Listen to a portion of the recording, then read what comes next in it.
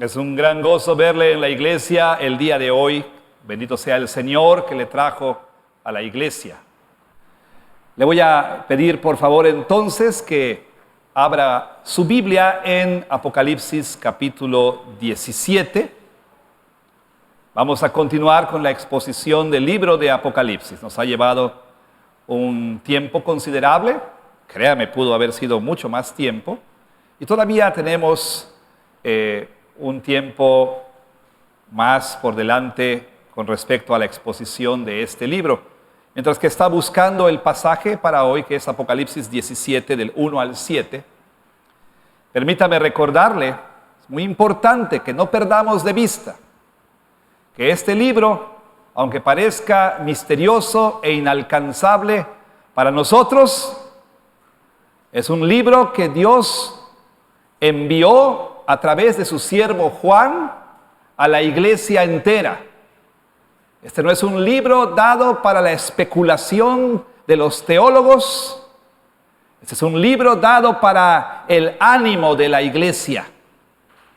Es un libro escrito y dirigido a toda la iglesia en todas las épocas y a cada persona en la iglesia, chicos y grandes, jóvenes y ancianos. Es un libro para el letrado y para el iletrado. Es un libro para aquel que tiene títulos y para aquel que no los tiene. Es un libro para las amas de casa y también es un libro para las profesionistas. Es un libro para los empleados como para los jefes. Es un libro para todos nosotros.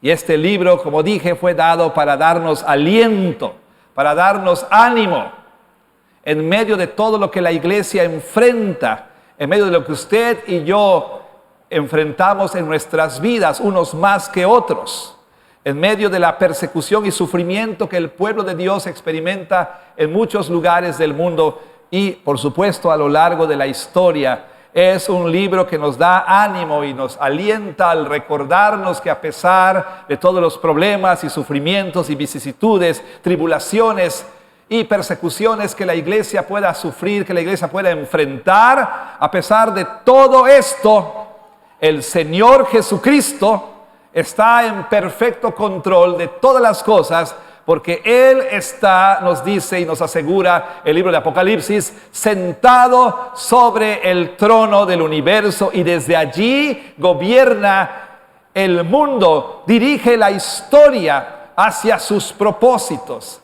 El Señor desde su trono está ejecutando pacientemente y fielmente su plan para este mundo. Pero también este libro nos fue dado para que usted y yo podamos interpretar la vida correctamente. Verá usted, como hemos dicho, nuestros ojos perciben una cosa. Nuestros ojos nos cuentan una historia. Lo que nosotros vemos, o quizá lo que escuchamos, lo que leemos, nuestros ojos, nuestros oídos, nos dicen una historia. Y la historia que nos cuentan nuestros sentidos es muy diferente a lo que dice el libro de Apocalipsis. El libro de Apocalipsis le provee a usted los lentes correctos para poder ver al mundo, la vida y lo que sucede e interpretar todo esto correctamente. Así entonces, hoy verá usted la importancia de la cosmovisión bíblica que nos ofrece el libro de Apocalipsis. Hoy verá usted cuán importante es que nosotros podamos ver la realidad a través de los lentes de la Escritura. Estamos en el capítulo 17, versículos 1 al 7. Ese es nuestro texto. Hoy es una especie de introducción para una miniserie dentro de nuestra serie de sermones sobre Apocalipsis. Así que vamos a orar y vamos a pedir al Señor que nos hable a través de su palabra. Señor, quien habla a tu pueblo es un hombre quebrantado, tan pecador como sus hermanos y tan necesitado de tu gracia como lo están ellos, tan necesitado también de tu palabra. Te rogamos, Señor, que lo uses para hablar tu palabra a tu pueblo, para dar consuelo a aquel que lo necesita y para exhortar y reprender también al que lo necesita. Pedimos, Señor, que al escuchar tu palabra por obra de tu Espíritu Santo, nuestra visión del mundo sea recalibrada. Podamos entonces ver el mundo como tú lo ves. Y permite, Señor, que nuestra respuesta a la predicación de tu palabra sea una respuesta de arrepentimiento, de fe y obediencia. Pero esto no será posible a menos que tu Espíritu Santo obre en nuestros corazones. Por lo tanto, rogamos por su obra en quien predica y en quien escucha. Y todo esto para tu gloria, en el nombre de Jesús. Amén. Bueno, creo que ustedes, ni debo decirlo, por demás lo saben. Soy una persona que ama el séptimo arte, el cine, quizá porque literalmente crecí en un cine. Y bueno, he pensado en esto y es cierto, estoy consciente y quizá debo hacer un cambio en ese sentido, pero muchas ilustraciones vienen del mundo del cine y a lo mejor esto no resuena con todos. Pero aún así, permítame hablarle de un exitoso abogado neoyorquino. Su nombre es Dan Gallagher. Y Dan Gallagher estaba casado con una esposa muy bonita, una esposa hermosa. Tenían una hija de 6 años. Dan Gallagher conoce a una mujer, una editora de libros. Su nombre es Alex Forrest. ¿Alguien ya sabe de qué estamos hablando? Su nombre es Alex Forrest, la editora. Bueno, para Dan, la aventura de ese fin de semana iba a ser solo una aventura, iba a ser cosa de una noche. Pero Alex tenía algo más en mente. Como ella ampliamente lo demuestra, aun cuando la aventura del fin de semana terminó, ella entonces deja bien en claro que no estaba dispuesta a aceptar lo que él le dijo, que lo de ellos no tenía ningún futuro. Y así que empieza a acosarlo, empieza a llamarle insistentemente y las cosas van escalando hasta que ella hace de la vida de este hombre un infierno en la tierra. Y estoy hablando de atracción fatal. Bueno, soy consciente que no todos aquí vieron esta película, ni tienen por qué verla, por supuesto. A lo mejor están ahorita ya programando su Netflix, pero no, simplemente estoy consciente de que no todos han visto esta película, pero aquí hay algo que debemos tomar de esto que les acabo de platicar. Este hombre se siente cautivado, atraído por la apariencia de esa mujer, una mujer que se presenta muy sensual, muy atractiva, y él inmediatamente es cautivado por ella, se deja arrastrar por lo que ve, entra en este tórrido romance que, como les dije, esperaba sería asunto de una noche, y al final de cuentas todo esto lo llevó a su destrucción. Déjeme hablarle de otra mujer muy seductora, muy cautivante, una mujer hermosa, una mujer sensual, una mujer que sabe cómo atraer, una mujer que se presenta en una forma irresistible. Esta mujer tiene un nombre y su nombre es Babilonia. Babilonia. Esta mujer representa a este mundo seductor, a este mundo con todo lo que tiene que ofrecer, a este mundo que está en rebelión en contra de Dios, a este mundo que ofrece placer y seguridad aquí en la tierra, este mundo que seduce aún a los cristianos.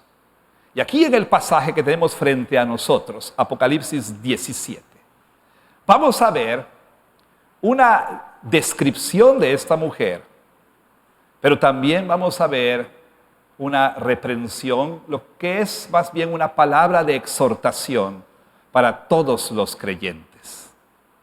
Y al ver entonces esta descripción, dicho sea de paso, la cual vamos a ampliar la próxima semana, y al escuchar esta exhortación, nosotros los cristianos somos llamados a resistir la seducción de Babilonia y a poner nuestra esperanza solamente en Cristo Jesús. Así que entonces le quiero pedir que tenga su Biblia abierta ahí en Apocalipsis capítulo 17. Y vamos entonces a ver en primer lugar la descripción de Babilonia.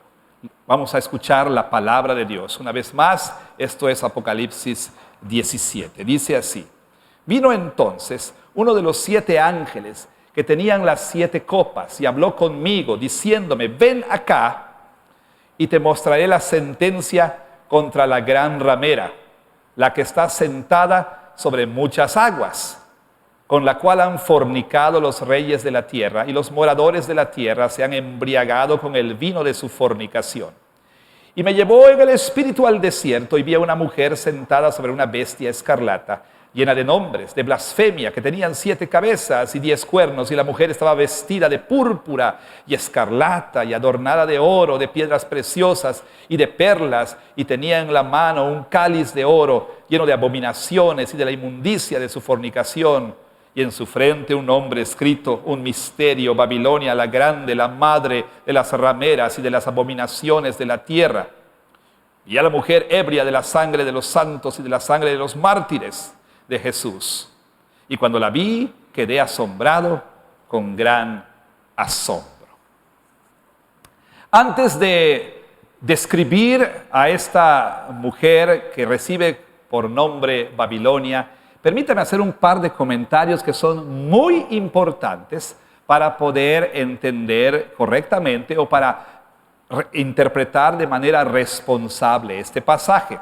El primero de ellos, y este es un recordatorio, es una de las dinámicas del libro de Apocalipsis, o una de las características esenciales del libro de Apocalipsis. Y me refiero a, usted ya lo sabe si ha estado viniendo a la iglesia durante todo este tiempo, me refiero a la forma en que el libro está escrito. El libro no fue escrito en una manera estrictamente lineal y secuencial y cronológica. No, el libro de Apocalipsis fue escrito de manera recapitulatoria. Y para seguir con el lenguaje cinematográfico, lo que tenemos en el libro de Apocalipsis son diferentes ángulos de cámara que están tomando la escena desde diferentes ángulos, mostrándonos diferentes perspectivas y diferentes detalles. Y lo que tenemos en el libro de Apocalipsis es que se nos habla del periodo de la historia entre la primera y la segunda venida de Cristo, con especial atención y énfasis en el juicio final, en el fin de todas las cosas, y por supuesto en la vida gloriosa venidera para los creyentes. Así que el libro de Apocalipsis nos muestra diferentes perspectivas de ese mismo periodo. Y entonces lo que tenemos es que el autor, cuando nos ha hablado de ese periodo y llega al fin del mundo, entonces vuelve al principio para volver a narrarnos, para volver a decirnos, contarnos o describirnos ese periodo de la historia otra vez, pero desde diferente perspectiva. Y esto es importante, ¿por qué? Dirá usted. Bueno, porque lo que tenemos aquí en Apocalipsis 17, Apocalipsis 18 y Apocalipsis 19, la primera parte del capítulo 19, no es algo enteramente nuevo. En un sentido es una recapitulación de lo anterior, pero en otro sentido es una ampliación o amplificación, si usted quiere, de lo que ya hemos visto antes, particularmente en la sexta y séptima copas, las cuales hablan del anuncio de la caída y de la caída de Babilonia. Así entonces, ¿qué es lo que tiene usted aquí en Apocalipsis 17, 1 hasta el 19, 10? Lo que usted tiene es la versión extendida. Algunos de ustedes son lo suficientemente viejos como para recordar que antes se vendían DVDs. A mí no me gustan los Blu-rays, siempre me gustaron más los DVDs. Y entonces se vendía la película y a veces se ofrecía a la venta la versión extendida. Recuerdo cuando finalmente, y en ese tiempo todavía era muy difícil conseguirlos, finalmente alguien me trajo de los Estados Unidos las versiones extendidas del Señor de los Anillos. Fue un día muy feliz, el día más feliz después de mi matrimonio, después de que nacieron mis hijos, ¿verdad? Cuando tuve en mis manos la versión extendida del Señor de los Anillos. 4 preciosas horas de historia. Pero bueno, entonces lo que usted tiene aquí es que la versión extendida de lo que se narra en sexta y séptima copas. De hecho, si usted recuerda, el juicio de Babilonia ya se había anunciado desde el capítulo 14, versículo 8. Usted quizá recuerde los 3 mensajes de esos 3 ángeles, los 3 ayes o mensajes de juicio. El segundo ay tiene que ver con ay de ti, Babilonia, ay de ti. Se anuncia la caída de Babilonia. Y al final, en la séptima copa, en el capítulo 16, note usted, se dice ahí que se derrama la séptima copa, y en el versículo 19 dice que la ciudad Babilonia fue partida en 3 partes, y la gran Babilonia vino en memoria delante de Dios para darle el cáliz del vino del ardor de su ira. Entonces, al final del capítulo 16, Babilonia ya es destruida. Y sin embargo, cuando vamos al capítulo 17, se nos introduce a Babilonia otra vez. Desde el principio se nos dice quién es. Y se nos dice después qué le va a ocurrir a Babilonia. Entonces, esta dinámica de la recapitulación es muy importante. Porque si no, usted va a caer en el error de pensar que lo que tenemos aquí es una secuencia lineal, cronológica, lo cual no es el caso. Pero algo que también tiene usted que tomar muy en cuenta es lo siguiente: que en el libro de Apocalipsis los enemigos de Cristo y de la iglesia son presentados por separado, uno por uno. Y estos aparecen y desaparecen en orden inverso, de tal manera que el primero en aparecer es el último en desaparecer. O para decirlo de otra manera, el primero de los enemigos que aparece es el último en ser destruido. Y así entonces, ¿qué tiene usted? Capítulo 12. Se nos presenta se nos introduce al dragón, el diablo y Satanás, el gran enemigo de Cristo y de la iglesia. Pero no es sino hasta el capítulo 20 que él es destruido. Luego en el capítulo 13 se nos presentan otros enemigos. ¿Quiénes son? Las 2 bestias. La bestia que sale del mar, la bestia que viene de la tierra. Capítulo 13, 14, hasta el 16. Y estos desaparecen ¿cuándo? Es decir, ¿cuándo son destruidos? Si conoce su libro de Apocalipsis, en el capítulo 19. ¿Verdad que sí? Si no, finjan que sí. Bueno, entonces capítulo 13, capítulo 19. No finjan porque luego no van a poder pasar a la mesa. Pero bueno, 13, 19. Y luego viene otro enemigo más. ¿Cuál es ese otro enemigo más? Babilonia, la ramera, la prostituta. Capítulo 17. ¿Y cuándo es destruida? Capítulo 18. Entonces, no se nota aquí, pero esto es lo que se llama en poesía hebrea una estructura quiástica. Después podemos platicar acerca de qué quiere decir esto. Es un tipo de paralelismo. Ahora, lo que es importante es esto, que quiero que usted entienda algo que es muy importante.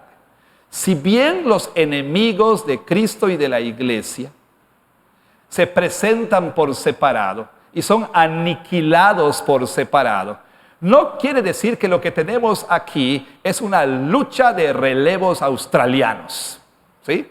No es una carrera de relevos. Imagínese usted el ring, y ahí están los rudos, rudísimos, y está el dragón y las bestias, y está, como ahora hay que ser inclusivos, pues la ramera, ¿no? Y esa es la esquina de los rudos. Y en el otro lado está Cristo y su iglesia, ¿verdad? Y entonces, ¡tin, tin! Suena y el dragón se lanza al ring, y el dragón empieza a pelear, y ya no puede, entonces le da la mano a la bestia, se da un volantín y entra la bestia. No es algo así como que esto es un pleito de relevos.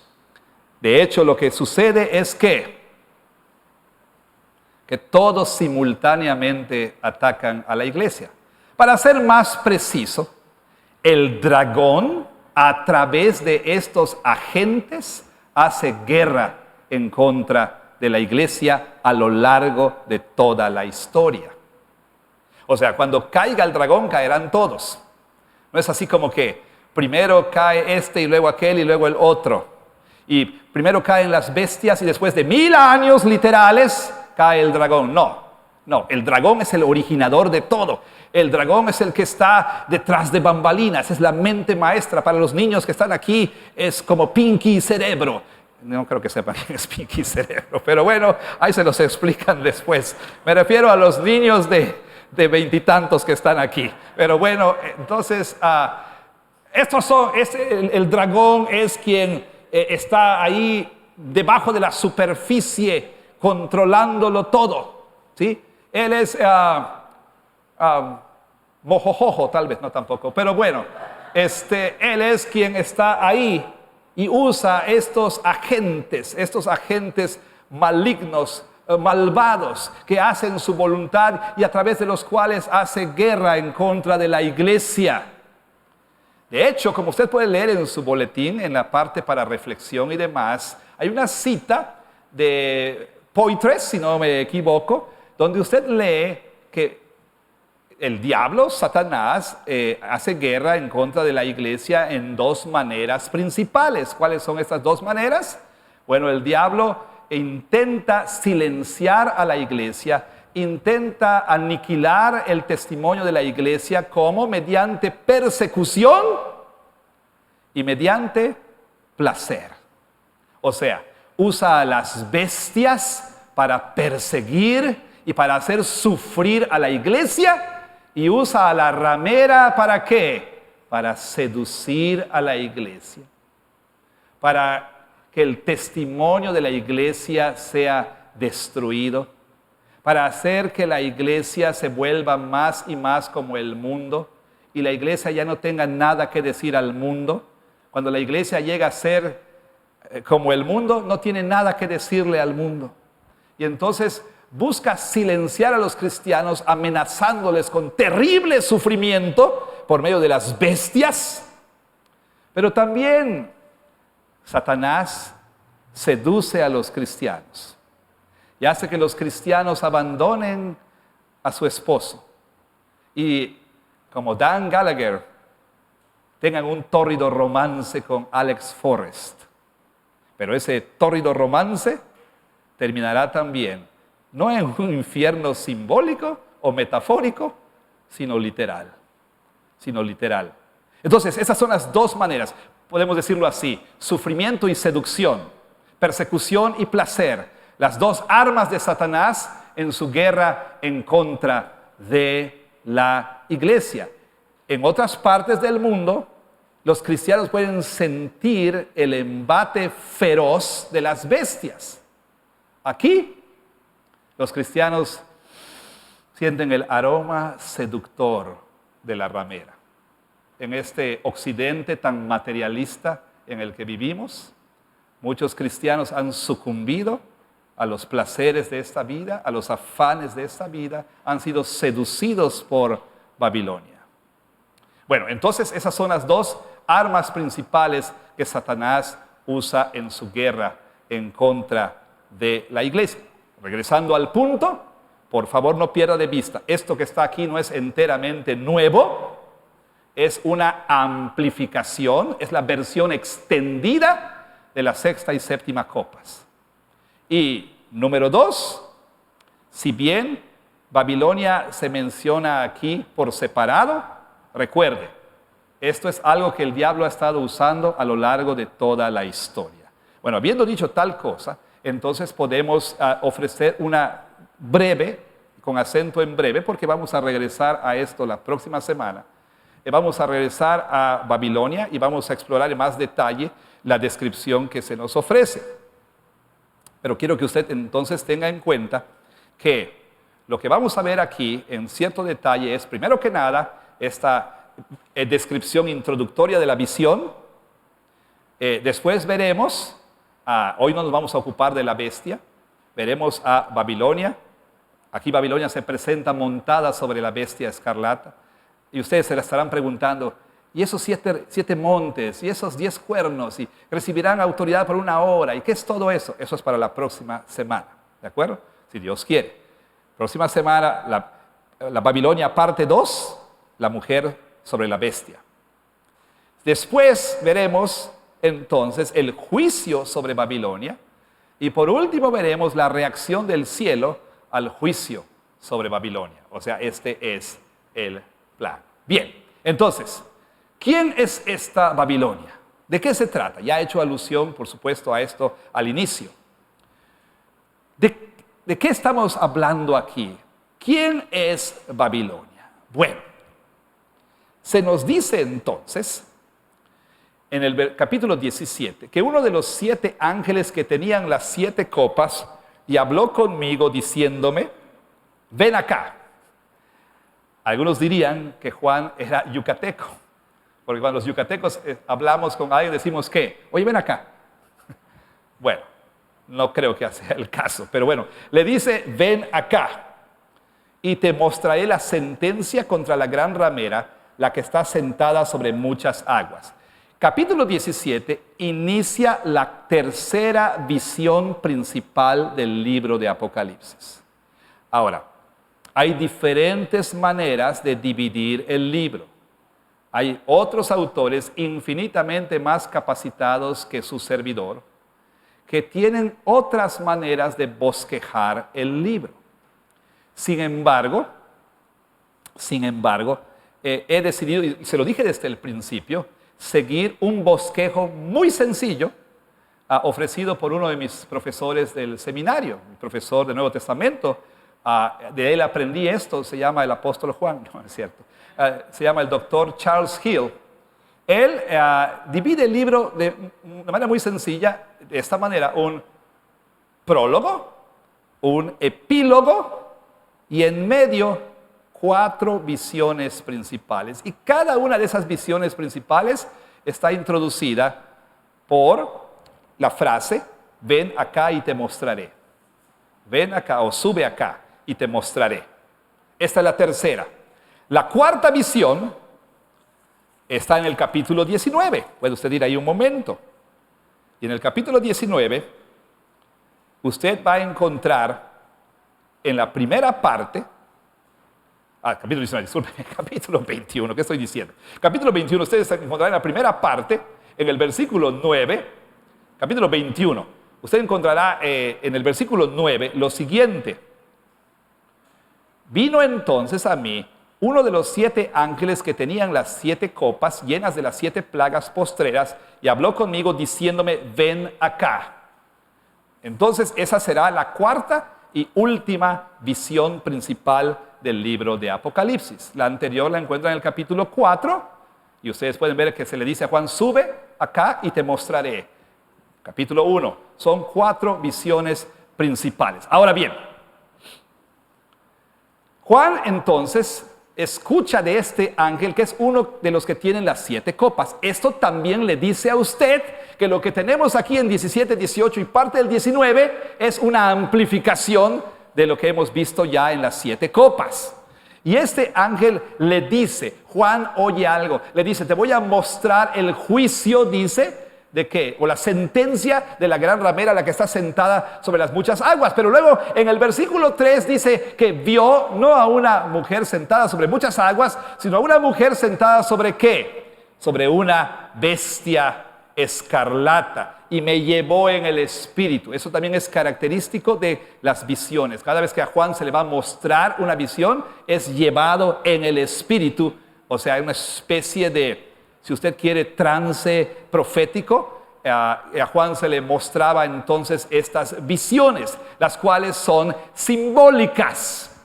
Por favor, lo que se describe aquí no es literal, no es una mujer sentada sobre un dragón, no es la calici, no, esto es un símbolo, y un símbolo nada más. Y gracias a Dios, algo del simbolismo de Apocalipsis se nos explica, como veremos en un momento más. Ahora, ¿cómo se describe a esta mujer? Note conmigo que la descripción es una descripción cargada, y esto lo digo con bastante cuidado y respeto por los niños que están en la iglesia, una descripción muy sexual. Es una descripción cargada de imágenes sexuales y en particular la descripción se da en términos de inmoralidad sexual. Vaya, aquí hay 7 referencias, algunos dicen 6, algunos dicen 7, más que referencias, es 7 usos de palabras relacionadas con el vocablo griego porneia, que se traduce como inmoralidad sexual o fornicación. Pero es un término que engloba muchas cosas. Entonces aquí hay diferentes menciones a diferentes palabras que se derivan o que se relacionan con ese vocablo. Y esto entonces acentúa el hecho de quién es esta mujer. La mujer es descrita entonces como una ramera, como una prostituta. ¿Quién es esta mujer? ¿Quién es?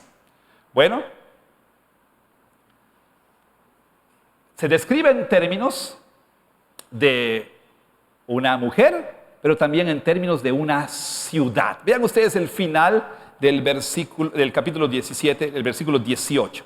La mujer que has visto es la gran ciudad que reina sobre los reyes de la tierra. ¿No es cierto? Entonces, ¿tenemos nosotros que buscar por ahí alguna interpretación del simbolismo? No. Ya Juan ha recibido la interpretación. Esa es la gran ciudad que reina sobre los reinos o sobre los reyes de la tierra. Ahora bien, ahí está el problema. ¿De qué ciudad estamos hablando?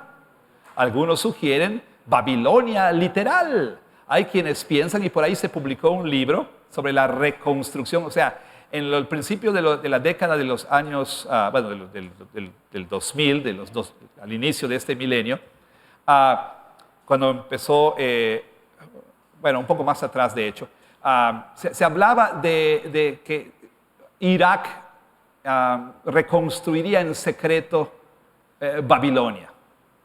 Inclusive más atrás hubo un libro que hablaba acerca de la reconstrucción de Babilonia, del gran imperio babilónico por parte de Saddam Hussein, que Saddam Hussein estaba reconstruyendo la antigua Babilonia. No. Jerusalén, la apóstata, pudiera ser una buena candidata. ¿Por qué? Porque aquí se menciona, y esto no lo mencionaremos en detalle, pero aquí se dice que ella está ebria con la sangre de los santos. Y el mismo Señor Jesucristo dice en el Evangelio de Lucas que Jerusalén, precisamente, palabras más, palabras menos, se había gozado en el derramamiento de la sangre de los profetas. Entonces, la apóstata Jerusalén difícilmente encaja con la descripción de una mujer que reina, perdón, de una ciudad, disculpe, que reina sobre todos los reinos de la tierra. ¿Acaso Roma? Bueno, ciertamente en el día del apóstol Juan, cuando Juan escribió esto, Roma era la ciudad reinante sobre los reinos de la tierra.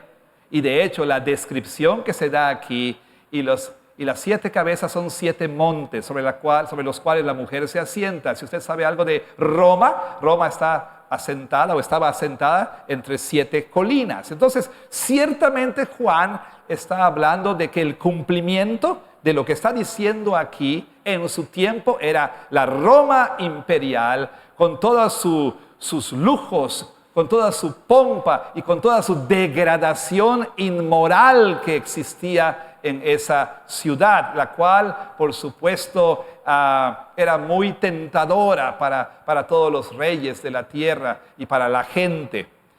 Pero ¿qué de nosotros? ¿Qué representa esta mujer para nosotros? Bueno, esta ciudad, en palabras de San Agustín, es la ciudad del hombre, ¿sí?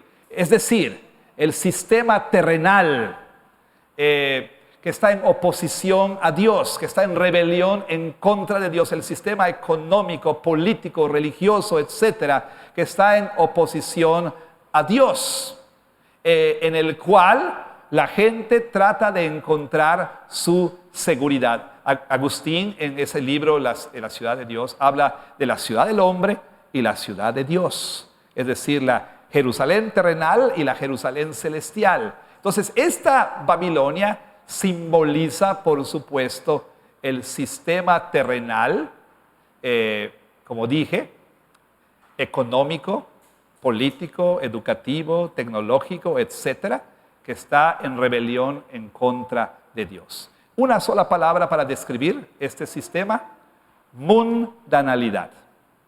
Mundanalidad. Es un término que la Biblia usa. La Biblia habla de mundo en un sentido geográfico, pero también habla de mundo en un sentido ético. Y entonces, mundo en un sentido ético es la mundanalidad, es decir, el sistema de pensamientos, ideas, filosofías, valores, creencias, etcétera, que están en rebelión en contra de Dios. Todos los ismos de este mundo, pudiéramos mencionar muchos de ellos: materialismo, pudiéramos mencionar ¿qué? Cientificismo, pudiéramos mencionar intelectualismo, todos esos ismos que hay en este mundo, estas filosofías caídas que se oponen a nuestro Dios. Ahora, note usted algo importante. La Babilonia no solamente es descrita como una ciudad, también es descrita como una mujer. ¿Y qué clase de mujer? Una ramera, una prostituta. Vea usted la descripción de esta mujer. No solamente se dice que es la gran ramera con la cual han fornicado los reyes de la tierra y los moradores de la tierra, se han embriagado con el vino de su fornicación, sino que esta mujer, versículo 4, noten cómo está vestida. Está vestida de púrpura y escarlata, ¿sí? Y adornada de oro, de piedras preciosas y de perlas. Puede imaginarla con los tacos. Bueno, no. Puede ser descrita con tacones altos y vestido corto y medias, como las mujeres que, y no quiero ser simplista aquí porque la prostitución es un asunto complejo. Por supuesto, es pecado, sin importar que haya mujeres que son arrastradas a esto, pero bueno, hay mujeres en ciertas secciones de la ciudad de Mérida que están vestidas de esa manera. Estas son prostitutas que venden sus cuerpos por dinero. Entonces es descrita esta mujer de esta manera, pero también note usted el nombre que recibe. Esta es su identidad, el nombre en la frente es su identidad. ¿Cuál es su identidad? Babilonia la Grande, la madre de las rameras y de las abominaciones de la tierra. Y usted leyó ahí que dice en su nombre, en su frente, un nombre escrito, un misterio. Misterio. La palabra misterio aparece 2 veces en el pasaje. Vuelve a aparecer en el versículo 7. Dice, ¿por qué te asombras? Bueno, aquí en el original no está aquí en la Reina Valera. Bueno, sí, perdón. Yo te diré el misterio de la mujer. Yo te diré el misterio de la mujer y de la bestia que la trae. Versículo 7. Por un momento perdí de vista aquí mi anotación. Sí, yo te diré el misterio de la mujer. De la mujer. 2 veces se presenta la palabra misterio. Ahora, no hay que entender misterio en términos de, por ejemplo, Agatha Christie o Scooby-Doo. No. Misterio en la Biblia es algo que había estado oculto, pero que Dios ha revelado. En ese sentido, el Evangelio es el gran misterio de las edades, de las épocas. ¿Qué quiere decir esto? Que el plan de Dios había estado oculto, nadie se lo imaginó. Y ese gran misterio que Dios ha revelado plenamente en el Nuevo Testamento es la plena inclusión, la total inclusión de los gentiles en la iglesia. Ese misterio que Dios ya ha revelado. Entonces, cuando dice que su nombre, dice aquí en su nombre un gran misterio, en su frente, perdón, un nombre escrito, un gran misterio. No tenemos nosotros que tratar de descifrar el código aquí, a ver, Babilonia, la B puede ser. No, aquí se nos dice quién es ella. Babilonia es una gran ramera. Dios nos está revelando su carácter, nos está diciendo quién es ella, para que nosotros no seamos engañados y no seamos seducidos. Sí, ahí está Dan Gallagher en ese bar ahí, y ahí está Alex Forrest, muy atractiva y demás, seductora y sensual. Tal vez, si la hubiera visto, si hubiera sabido quién realmente era, jamás se hubiera dejado llevar por su estupidez. Por cierto, paréntesis, y esto no es una ocurrencia, es parte de, señoritas, jóvenes, podrá estar muy guapo, muy bonita, muy atractiva y lo que tú quieras. Varones aquí, nosotros, esposos, podrá ser muy, pero muy bonita, muy atractiva y muy sensual. Pero tienen que entender a dónde conduce esto. Hay un proverbio por ahí, y esto, jóvenes, recuérdenlo, siempre lo he dicho y lo diré una vez más. He citado este proverbio que dice: como zarcillo de oro en el hocico de un cerdo, así es la mujer hermosa, pero falta de entendimiento. El problema es que tú, joven, estás ahí enfocado en el zarcillo de oro y no ves el cerdo que está detrás. Nada más estás fijo en ciertas partes de su cuerpo y no ves el cerdo que está detrás. Entonces, Dios nos ha revelado el carácter de esta mujer para que nosotros no caigamos en su embrujo, en su hechizo. Ahora, esta mujer también es la antítesis de otra mujer. Ciertamente esta ciudad es la antítesis de otra ciudad y es la antítesis de otra mujer. ¿A qué me refiero? Esta Babilonia, este sistema caído, esta ciudad terrenal, es la antítesis de la ciudad celestial, de la nueva Jerusalén, de la Jerusalén celestial. Pero también la mujer es antítesis de otra. ¿De quién? Capítulo 19. Cuando lleguemos a la cuarta visión, ahí veremos el pleno contraste entre la prostituta y la esposa radiante de Cristo Jesús. Ahora, es bien interesante que la descripción aquí de esta mujer, dice, está vestida de perlas y de púrpura y de escarlata. Cuando va al capítulo 19 también se describe a la esposa de Cristo adornada con joyas. O sea, esta mujer es una falsificación. ¿Se acuerdan del principio de la falsificación? De la verdadera mujer. Es la religión pagana. Pagana viene de paganus, de la tierra. Es encontrar tu identidad, encontrar tu significado, encontrar tu valor, encontrar tu placer, tu gozo, encontrar todo aquí en la tierra, en lugar de encontrar todo esto en Cristo Jesús. Así entonces, esta Babilonia es la antítesis, la falsificación de la verdadera mujer, la esposa de Cristo, como veremos. Bueno, ahora, se nos describe a esta mujer como, esta mujer es ¿qué? Atractiva. Esta mujer se encuentra en todas partes. ¿Por qué? Porque se sienta sobre muchas aguas. ¿Qué son esas muchas aguas? La Biblia interpreta para nosotros, ¿no es cierto? No tenemos por qué tratar aquí de encontrar algún significado. Nos dice claramente el capítulo 17, las muchas aguas que has visto, versículo 15, donde la ramera se sienta, ¿son qué? Pueblos, son muchedumbres, naciones y lenguas.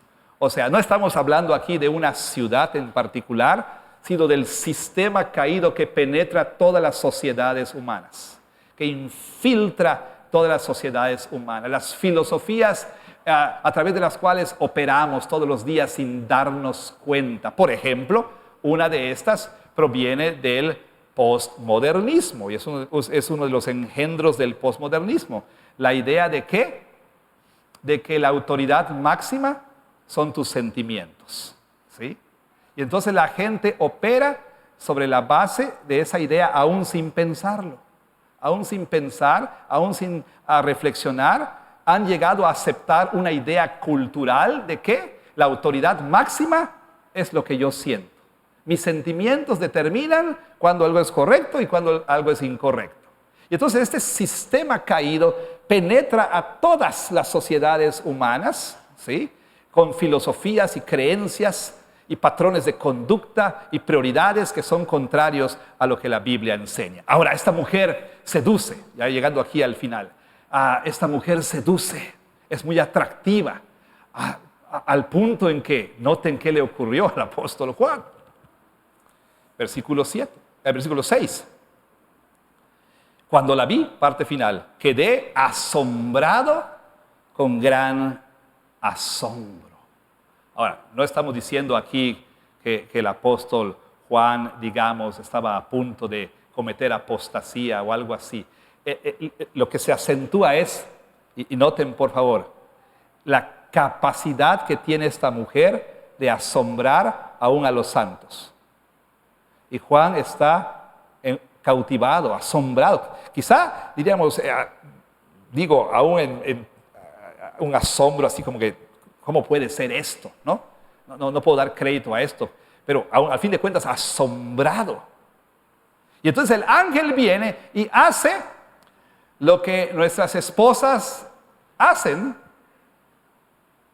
Imagínense al esposo ahí en el súper, está en Costco, comprado con su esposa, o en bodega, o donde usted quiera, está comprado con su esposo, y pasa alguna de estas que van a comprar saliendo del gimnasio en sus leggings y su top sugerente, y el esposo empieza a ir así.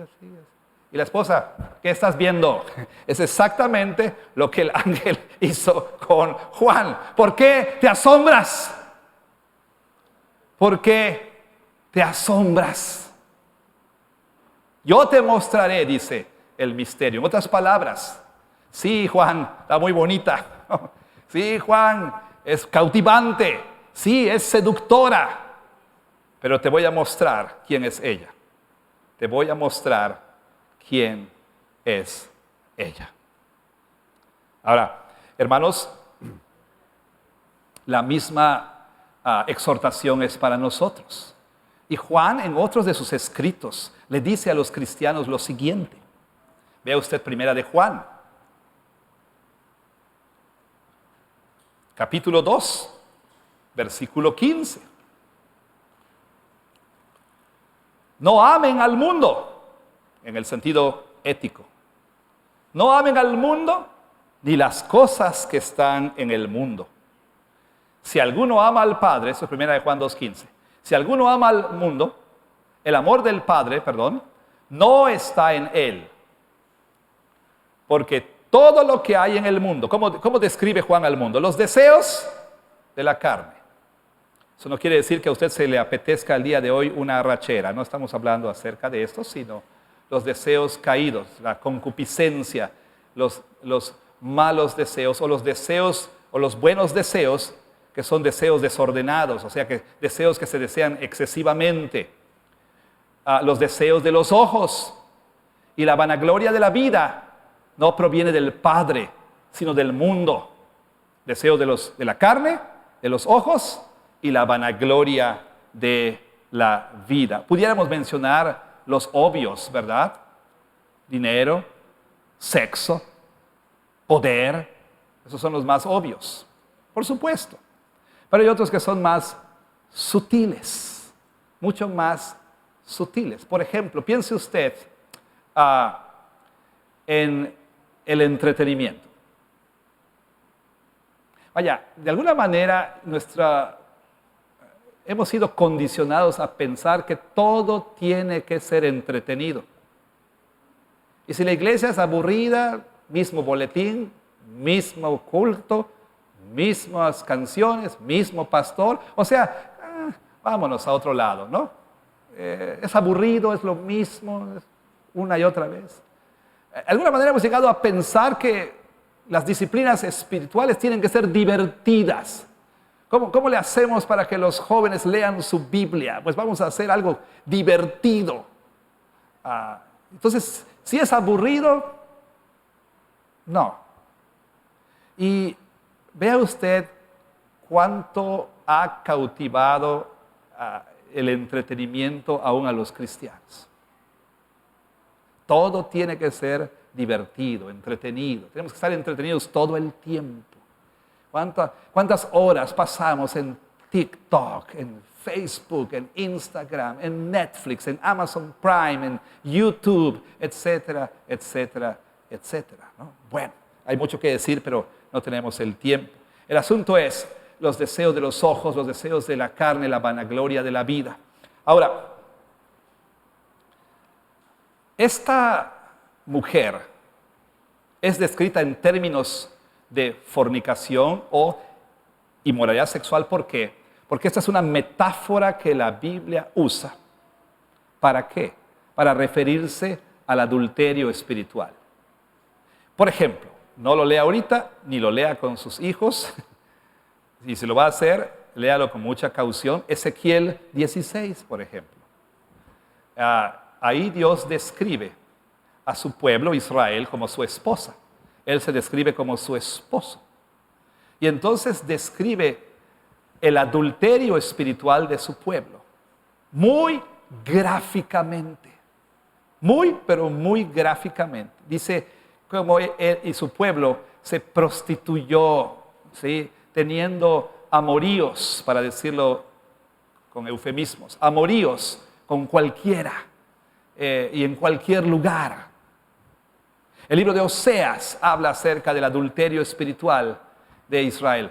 Pero aún el Nuevo Testamento, Santiago capítulo 4 dice: oh almas adúlteras, dice Santiago capítulo 4, ¿no saben que la amistad con el mundo es enemistad para con Dios? Cualquiera que quiera ser amigo del mundo se constituye en enemigo de Dios. Ahí Dios habla entonces de que nosotros los cristianos también podemos tener una relación adúltera con el mundo. ¿Qué quiere decir esto? Bueno, quizá nosotros, por supuesto, a diferencia de Israel, no vamos a ir a ofrecer sacrificios a imágenes de ídolos paganos, pero sí vamos a cometer adulterio espiritual tratando de dar nuestros afectos a otros ídolos, a otras cosas, dándole nuestra devoción, dándole nuestra atención, ahí sintiendo más ánimo, más gozo, más alegría cuando estoy con ese ídolo que cuando estoy con el Señor. Perdón por la referencia tan gráfica, pero esposo, ¿cómo se sentiría usted si su esposa le dijera: bueno, estoy contigo porque me provees, me das el gasto, me das de comer, pero la verdad, quien me hace sentir emocionada y viva es Pepe, el de aquí al lado?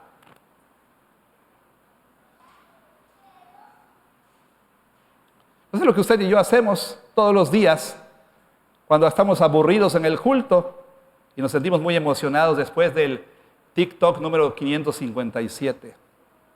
Cuando pasas más tiempo en esas cosas que en el Señor, cuando tu deleite, cuando vuelves a la vida en el gimnasio, cuando vuelves a la vida con los amigos, o cuando tú te sientes viva cuando vas a comprar a la tienda, o cuando vas al súper, cuando vas a la plaza. Ahí es cuando sientes el gozo de estar viva, pero sientes aburrimiento y tedio cuando estás frente a tu esposo. Eso es lo que hacemos todo el tiempo. Entonces Juan nos habla y nos advierte aquí de que el mundo es muy seductor. Muy seductor. Pero hay que tener mucho cuidado. Yo sé que nosotros estamos asombrados, estamos, como diríamos en buen yucateco, lelos, ¿no? Somos ese esposo en el súper, lelo. Y entonces nosotros estamos cautivados por los deseos de los ojos. Como siempre le he dicho, va a bodega por unos tomates y sale con unos zapatos que no puede pagar. Los deseos de los ojos, los deseos de la carne, ¿sí? La vanagloria de la vida. Pasas un tiempo excesivo. Cuida tu salud, cuida tu cuerpo, si no vas a acabar así. Cuida tu cuerpo, cuida tu vida, pero pasas un tiempo excesivo porque vives para Él. Oh yeah. Para eso vives, ¿no? La vanagloria de la vida. Entonces, Juan nos advierte, nos dice, ¿por qué estás tan asombrado? Te voy a mostrar quién es. ¿Quién es esta mujer? Es una mujer que está ebria con la sangre de los santos. Sí, muy bonita. Pero vas a ver qué va a ocurrir después. Y precisamente termino con esto, yendo a Proverbios 7. Vamos a Proverbios 7. Como una ilustración.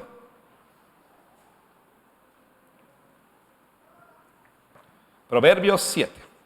Podríamos ir a Proverbios 5 y a otros pasajes, pero solamente permítame leer esto.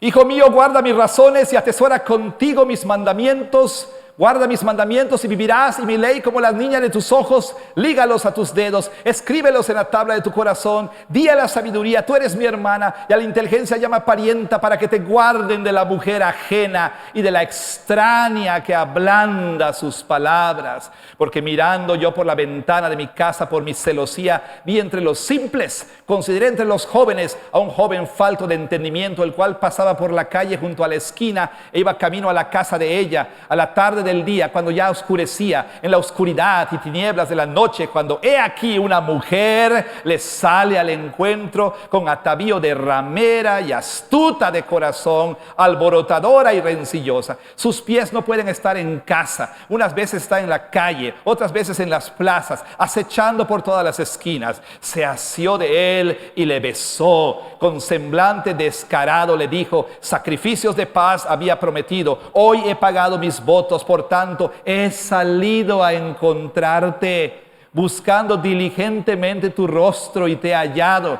He adornado mi cama con colchas, recamadas con cordoncillo de Egipto. He perfumado mi cámara con mirra, aloes y canela. Ven, embriaguémonos de amores hasta la mañana. Alegrémonos en amores, porque el marido no está en casa. Se ha ido a un largo viaje. La bolsa de dinero llevó en su mano. El día señalado volverá a su casa. Lo rindió con la suavidad de sus muchas palabras, le obligó con la salamería de sus labios, al punto se marchó tras ella, como va el buey al degolladero y como el necio a las prisiones para ser castigado, como el ave que se apresura a la red y no sabe que es contra su vida hasta que la saeta traspasa su corazón. ¿Cómo podemos vencer tal poder de atracción, tal atracción fatal? ¿Cómo podemos? ¿Cómo? ¿Cómo vencer a esta seductora mujer? ¿Cómo? ¿Cómo puede usted y yo, cómo podemos resistir a su llamado? ¿Cómo podemos vencer nuestra propia estupidez? Bueno, Juan tiene la respuesta también en su primera carta. Es el mismo autor de Apocalipsis. Y dice Juan así en primera de Juan, capítulo 5. Dice así el versículo 4. Porque todo lo que es nacido de Dios vence al mundo. Y esta es la victoria que ha vencido al mundo, nuestra fe. ¿Quién es el que vence al mundo? sino el que cree que Jesús es el Hijo de Dios. ¿Qué puede vencer al mundo? ¿Qué puede resistir el atractivo de Babilonia? Fe genuina. La fe que te permite ver más allá de su apariencia tan seductora y tan hermosa. La fe que te permite creer lo que el ángel dice aquí: yo te mostraré quién es. La fe que te permite creer que a pesar de lo que estos ojos están viendo, esa mujer te va a llevar a la ruina. Esa fe verdadera y genuina que te hace creer la verdad que Cristo Jesús es infinitamente más hermoso y más placentero que esa ramera. Que las glorias del cielo son infinitamente superiores a los placeres efímeros de este mundo. Esa fe que te permite ver más allá de lo que tus amigos ven, de lo que ves en las redes sociales, lo que ves en la televisión. Esa fe que te permite ver al mundo por lo que es y te permite ver a Cristo como quien es. Y entonces, por fe, la gloria y la hermosura de Cristo puede resplandecer ante tus ojos de manera más brillante que lo que este mundo pueda ofrecer. Esa es la única manera de vencer el atractivo de Babilonia. Dios quiera que en su gracia los cristianos, podamos arrepentirnos de ser seducidos, de sucumbir a la seducción de este mundo. Y número 2, que podamos nosotros fortalecernos en fe para ver más allá de su apariencia atractiva y seductora. Que Dios bendiga su palabra. Amén. Y entonces, precisamente,